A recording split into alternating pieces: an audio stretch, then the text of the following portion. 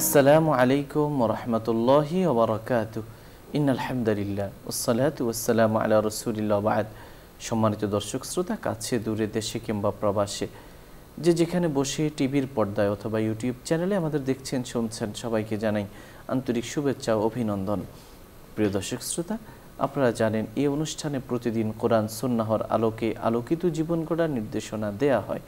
নির্দেশনা দেন দেশের প্রাজ্ঞ অভিজ্ঞ ইসলামিক স্কলাররা। সেই ধারাবাহিকতায় আজও আমরা আমন্ত্রণ জানিয়েছি দেশের একজন বিশিষ্ট ইসলামী চিন্তাবিদকে। আজ আমাদের সঙ্গে যোগ দিয়েছেন শেখ হারুনুর রশিদ, সহকারী অধ্যাপক, আরবি বিভাগ, ইসলামী আরবি বিশ্ববিদ্যালয়। আসসালামু আলাইকুম ওয়া রাহমাতুল্লাহি ওয়া বারাকাতুহু। ওয়া আলাইকুম আসসালাম ওয়া রাহমাতুল্লাহি ওয়া বারাকাতুহু। শেখ কেমন আছেন? আলহামদুলিল্লাহ, ভালো আছি। আপনি ভালো আছেন? আলহামদুলিল্লাহ। প্রিয় দর্শক শ্রোতা, আজ আমরা যে বিষয়ে কথা বলবো সেটি হলো হজের আহ্বান ও আবেদন। হজের দিনগুলোতে আমরা উপনীত হয়েছি মহান আল্লাহর রহমতে।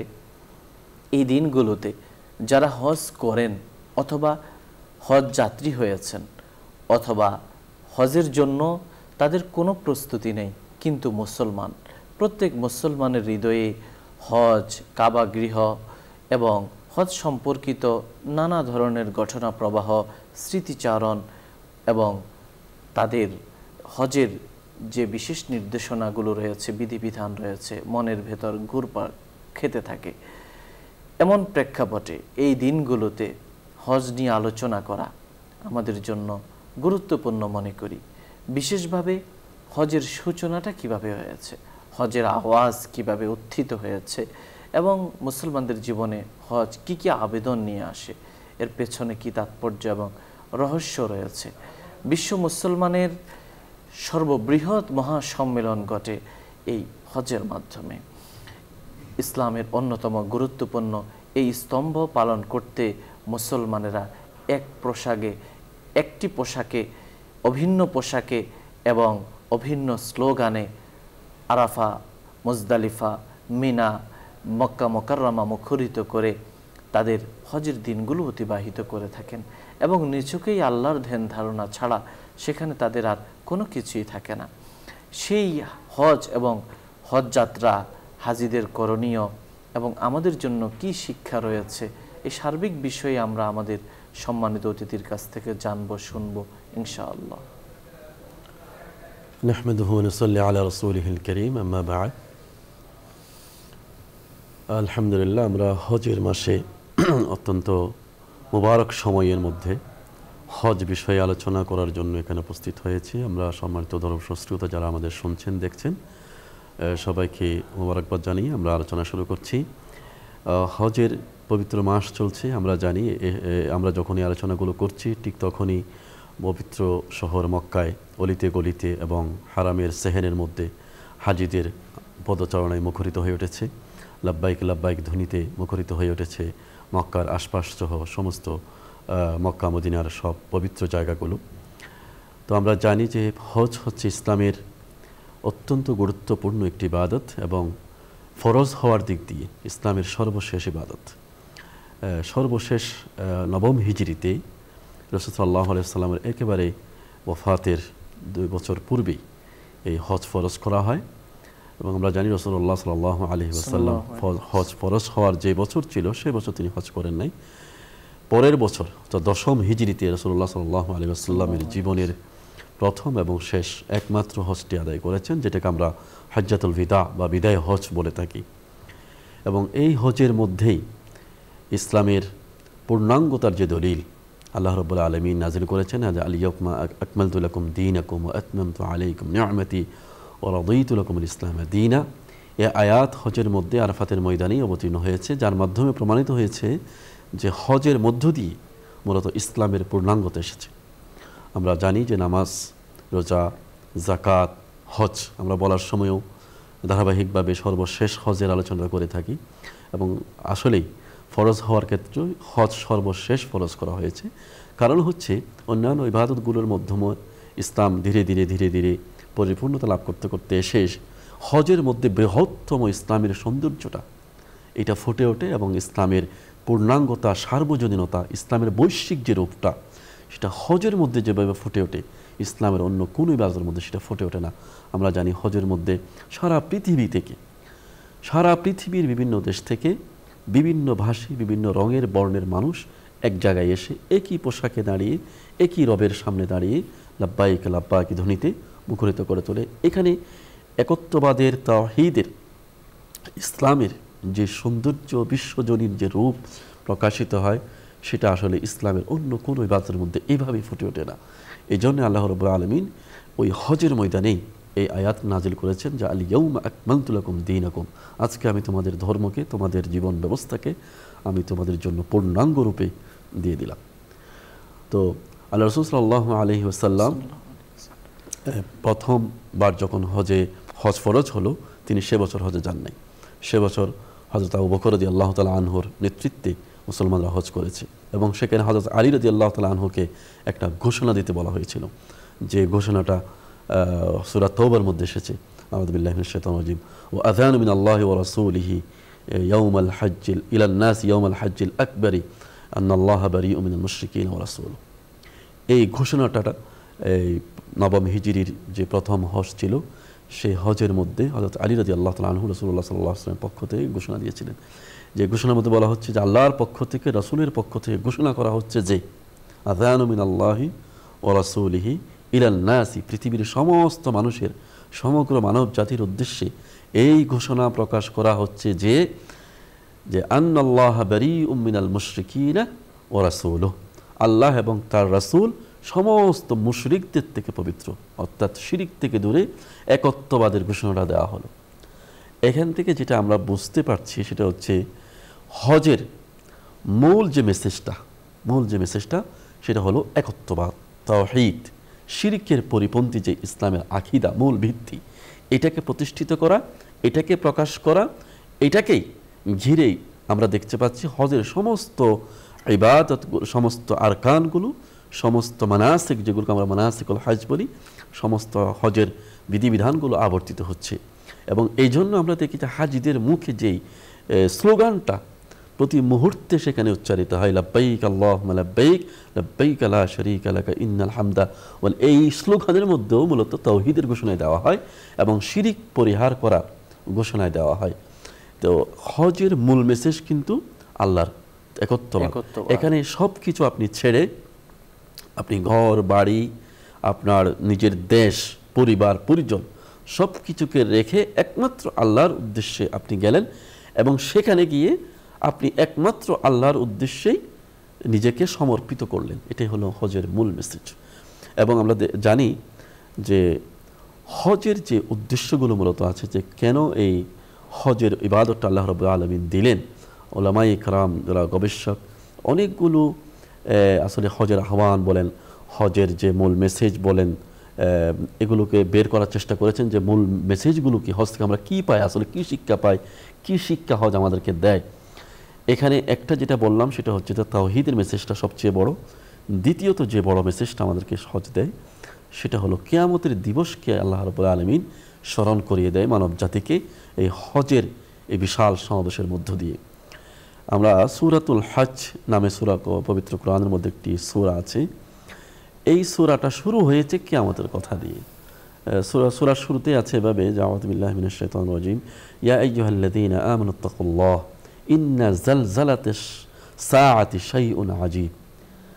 আল্লাহ তাআলা বলছেন যে হে মানুষ, হে মানব জাতি, তোমরা আল্লাহকে ভয় করো, নিশ্চয় কিয়ামতের প্রকম্পন, ভূমিকম্প, এটা অত্যন্ত ভয়াবহ একটা বিষয়। এবং আল্লাহ রাব্বুল আলামিন কীরকম ভয়াবহ হবে তার একটা চিত্র কিন্তু সে আয়াতে আছে, ইয়াউমা তাযহালু কুল্লু মুরদিআতিন আম্মা আরদাআত ওয়া তাদাউ কুল্লু যাতি হিমলিন হামলাহা। আল্লাহ বলছেন যে প্রত্যেক মা তার সন্তানের কথা ভুলে যাবে এবং প্রত্যেক গর্ভবতী মহিলারা ভয়ে তার গর্ভপাত হয়ে যাবে। এবং ওয়াতারান নাসা সুকারা, আল্লাহ বলছেন তুমি মানুষকে দেখবে যে হতভম্ব, পাগলের মতো ঘুরে বেড়াচ্ছে, ওমা হুম বিসুকারা, কিন্তু আসলে তারা পাগল নয়, তারা নেশাগ্রস্ত নয়, নেশাগ্রস্তের মতো মানুষ হয়ে যায় ভয়ে, আতঙ্কে। এরকম একটা ভয়াবহ দিন, এই কথাটা দিয়ে আল্লাহ সূরাতুল হজ শুরু করছে। মুফাসসিরিন কেরাম বলছেন এখানেই আমরা একটা ইঙ্গিত পাই যে আসলে হজের মধ্য দিয়ে আল্লাহ রাব্বুল আলামিন মানুষকে কিয়ামতের দিবসের দৃশ্যটা মনে করিয়ে দিতে চান। এই জন্য সূরাতুল হজটা এভাবে শুরু করা হয়েছে। তো আমরা যদি সেটা ভাবি আসলে সত্যি এরকম প্রতিটা মুহূর্তে সেখানে যখন বিশেষ করে আরাফাতের ময়দানে যখন আমরা বর্তমানে জানি প্রায় 30 লক্ষ মানুষ সেখানে সমাবেশ হয়। 30 লক্ষ মানুষ একটা ময়দানে একত্রিত হয়, সবার গায়ে একই পোশাক। সেখানে আমরা দেখি যে কাফনের মতো পোশাক পরে সবাই দাঁড়িয়ে থাকে, বসে থাকে, শুয়ে থাকে। সেটা আমাদেরকে মৃত্যুর কথা স্মরণ করিয়ে দেয়। আমরা যখন আপন জন ছেড়ে যাই তখন আমাদেরকে আমাদের দুনিয়া ছেড়ে আখিরাতে যাওয়ার কথা স্মরণ করিয়ে দেয়। এভাবে হজের প্রতিটি পদক্ষেপে আমরা সেখানে কিয়ামতের বিষয়টা, কিয়ামত যেদিন সংগঠিত হবে, কিয়ামতের মাঠে যে আমাদেরকে এভাবে একত্রিত হতে হবে, এভাবে আমরা যে 50,000 বছর দাঁড়িয়ে থাকবো আল্লাহর সামনে বিচারের জন্য, এই দৃশ্যগুলো আমাদেরকে সেখানে স্মরণ করিয়ে দেয়। আল্লাহ যে আমরা কোরআনের ভাষায় বলতে পারি, যাদের স্মরণ করার শক্তি তারা যেন এখান থেকে শিক্ষা নেয়। কিন্তু অনেকে এরকম আমরা হাজিও আছি যে সব কিছু হচ্ছে কিন্তু তার কোনো অনুভূতি কিন্তু আমার ভিতরে কিয়ামতের যে অনুভূতি সেটা নাই, আসছে না। আমরা আচার অনুষ্ঠানের মতোই আরাফাতের ময়দানে যাচ্ছি, মুজদালিফায় যাচ্ছি, মিনায় যাচ্ছি, কিন্তু এইখানে লক্ষ লক্ষ মানুষের এই সমাবেশ আমাদেরকে আসলে মূল মেসেজটা দিচ্ছে যে এভাবে আমাদের একদিন আল্লাহর সামনে দাঁড়াতে হবে।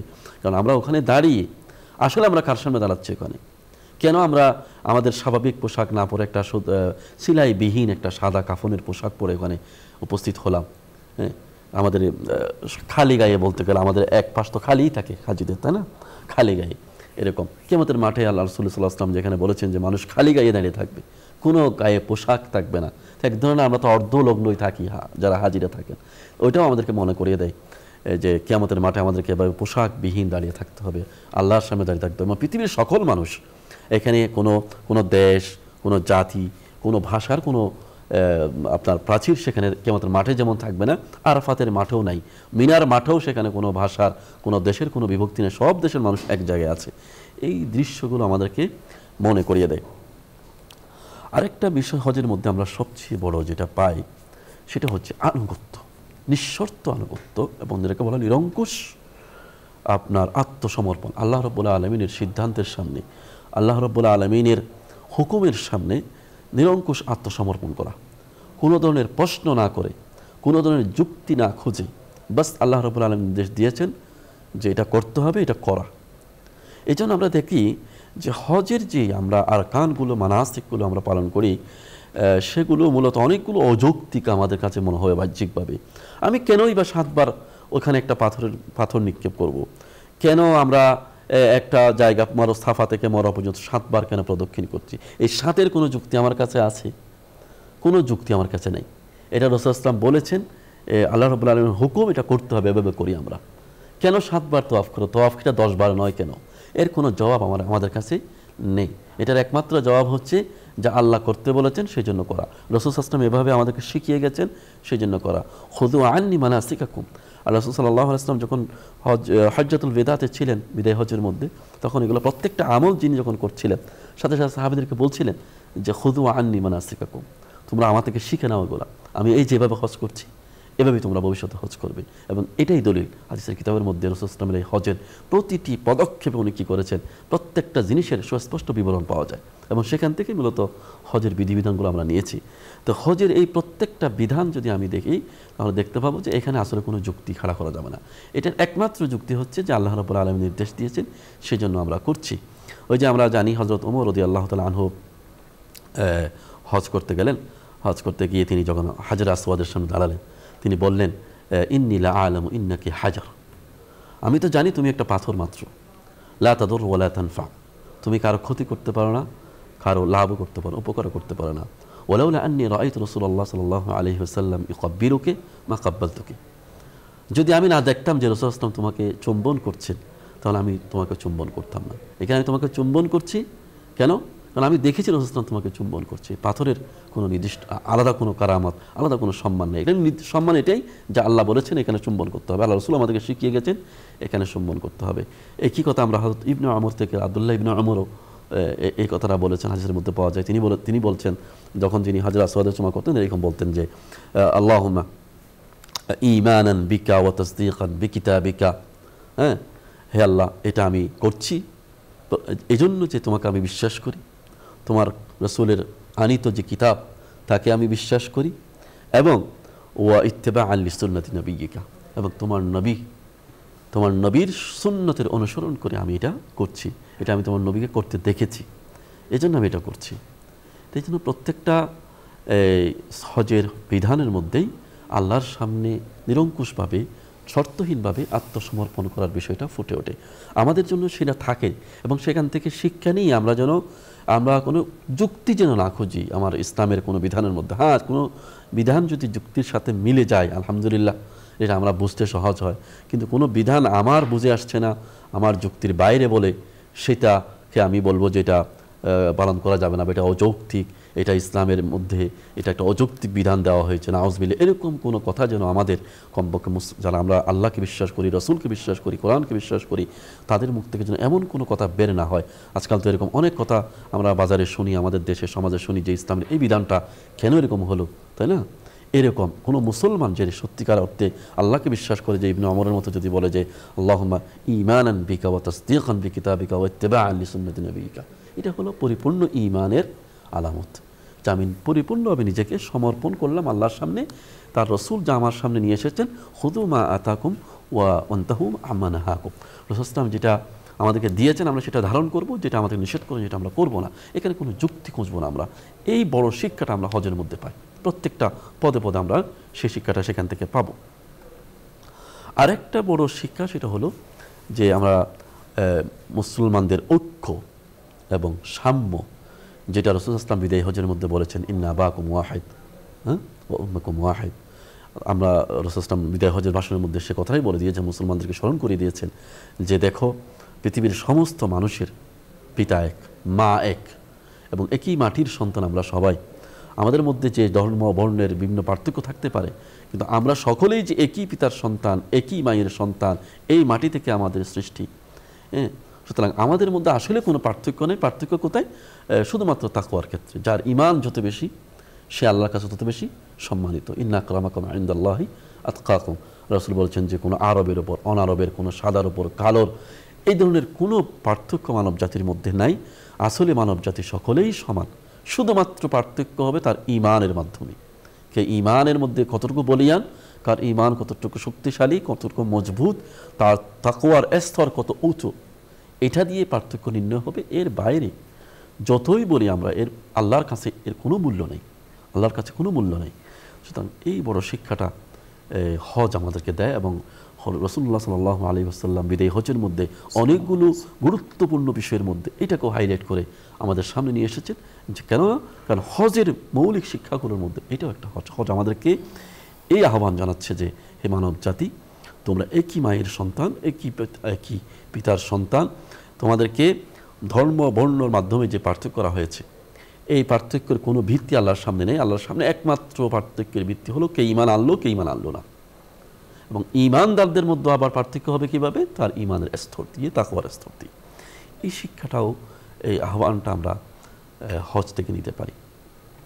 আর এই হজ হচ্ছে মূলত আমরা জানি যে হযরত ইব্রাহিম আলাইহিস সালামের সুন্নাতকে আমরা পুনর্জীবিত করছি। ইব্রাহিম আলাইহিস সালাম মিল্লাতা আবিকুম ইব্রাহিম। আমরা জানি যে আল্লাহ তাআলার হযরত ইব্রাহিম আলাইহিস সালাম এবং তার পরিবার এমন এক পরিবার, এমন এক মানুষ যাকে আল্লাহ রাব্বুল আলামিন পুরো মানব জাতির জন্য আদর্শ হিসেবে পেশ করেছেন।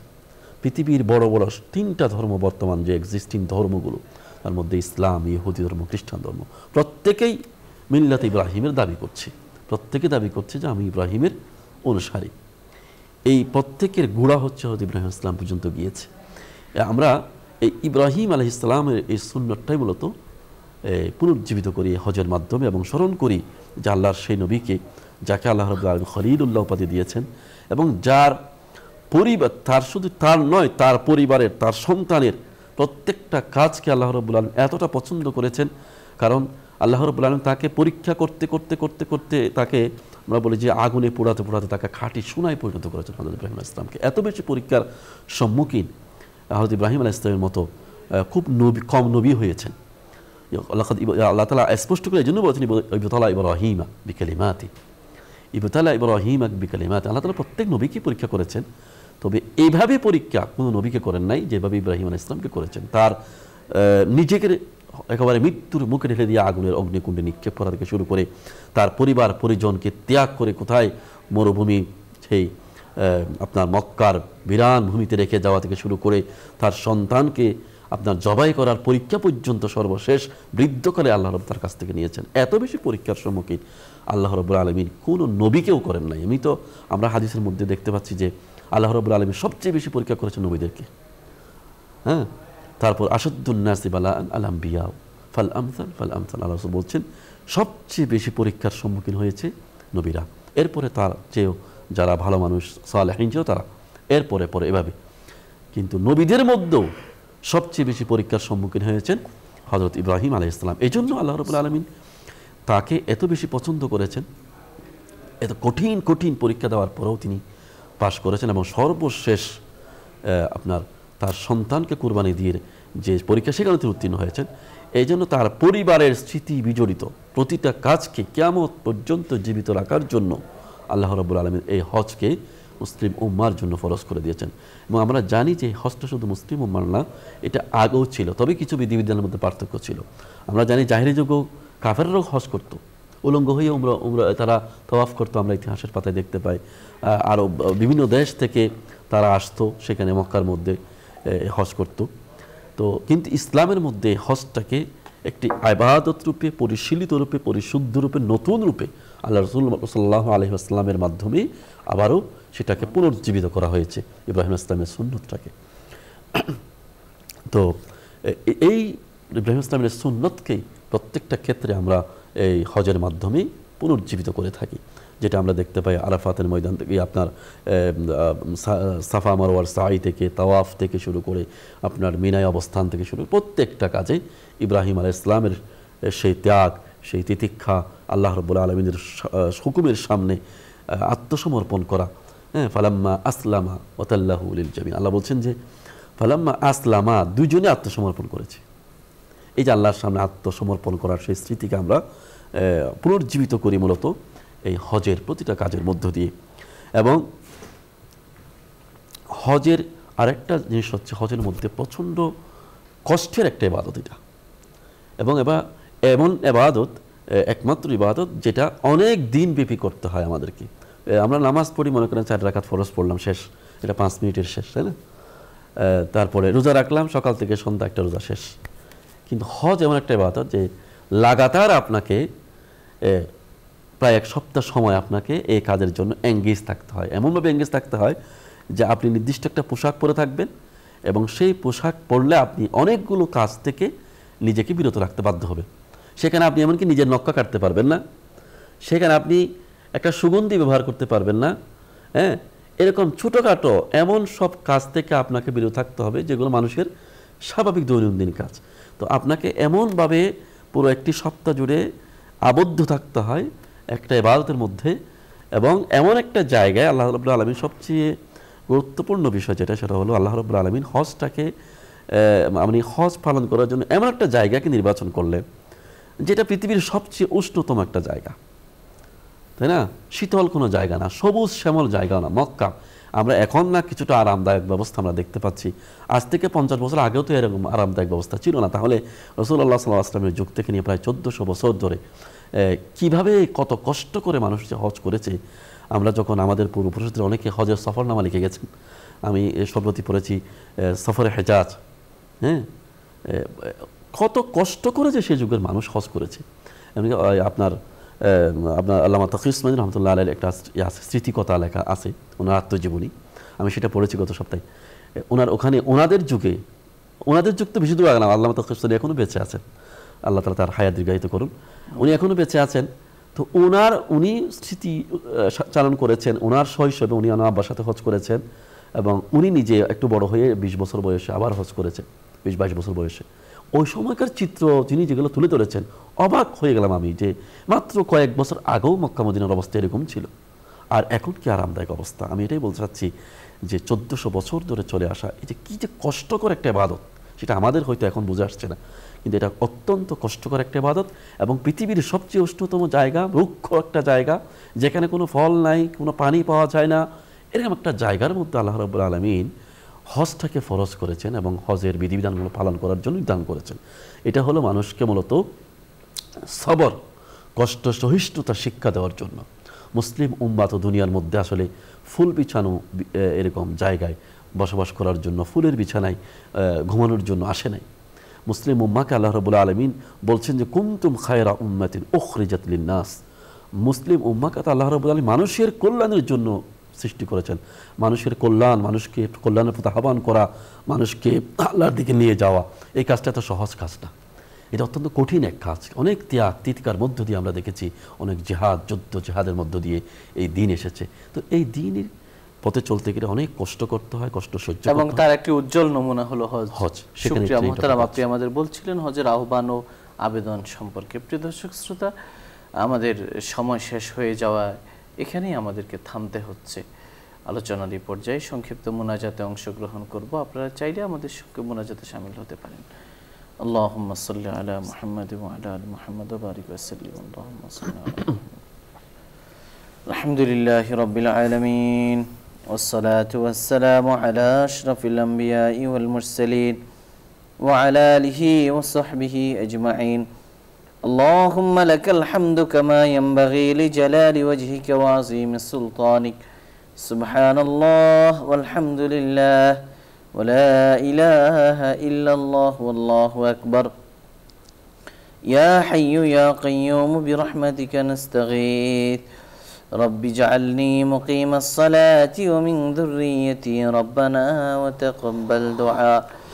ربنا اغفر لي ولوالدي وللمؤمنين يوم يقوم الحساب. يا رب العالمين, আজ আমরা পবিত্র হজ নিয়ে যে আলোচনা করলাম, আলোচনা শুনলাম, বক্তা শ্রোতা সবাইকে আমল করার তৌফিক দান করুন। আল্লাহ আমাদের জীবনে হজ উমরা করার তৌফিক দান করুন। আল্লাহ আপনি আমাদেরকে বারবার আপনার ঘর জিয়ারতের সৌভাগ্য নসিব করুন। আল্লাহ সারা পৃথিবীর বিভিন্ন দেশ থেকে এই হজের দিনগুলোতে আল্লাহ শুভ্রতার মিছিলে শামিল হয়ে লাব্বাইক ধ্বনিতে আওয়াজ উত্তোলন করে আপনার ঘর বাইতুল্লাহ পানে তার হাজির হচ্ছেন। এই মানুষগুলোর বাইতুল্লাহ ডাককে আপনি কবুল করে নিন। প্রত্যেককে মকবুল মবরুর হজ নসিব করুন। ইয়া আল্লাহ আমাদের জীবনকে সুখময়, বরকতময়, কল্যাণময়, রহমতময় করে দিন। জীবনের পরতে পরতে প্রতিটি ধাপে পদক্ষেপে উত্তরোত্তর উন্নতি দান করুন। ব্যবসা বাণিজ্য বারাকা নসিব করুন। রিজিকের মধ্যে প্রশস্ততা দান করুন। চাকরি বাকরিতে উন্নতি দান করুন। ইয়া রাব্বুল আলামিন, যে কোনো পেশায় মুসলমানেরা রয়েছেন, হালাল পেশাগুলোতে উত্তরোত্তর উন্নতি দান করুন। আমাদের দোষ ত্রুটি আপনি ঢেকে দিন। আমাদের মর্যাদা উন্নীত করে দিন। আমাদের স্বপ্নগুলো বাস্তবায়িত করে দিন। আমাদের হৃদয়গুলোকে ইসলামের জন্য অবমুক্ত করে দিন। অন্তরের মধ্যে আল্লাহ ঈমানের নূর তৈরি করে দিন। তাকওয়ার পাওয়ার হাউস তৈরি করে দিন। কোরআন সুন্নাহর ভালোবাসা জাগ্রত করে দিন। ইয়া আল্লাহ আপনি আমাদের নেক দোয়াগুলো কবুল করুন। আমাদের নেক প্রত্যাশাগুলো কবুল করুন। এই অনুষ্ঠানের মাধ্যমে দিনের যে খেদমাত হচ্ছে, এর পেছনে যারা আছেন আল্লাহ তাদেরকে কবুল করুন। তাদেরকে হেদায়েতের উপর উঠিয়ে দিন। তাদের সমস্ত মুশকিলাতকে হাল করে দিন। তাদের ব্যবসা বাণিজ্য বারাকা নসিব করুন।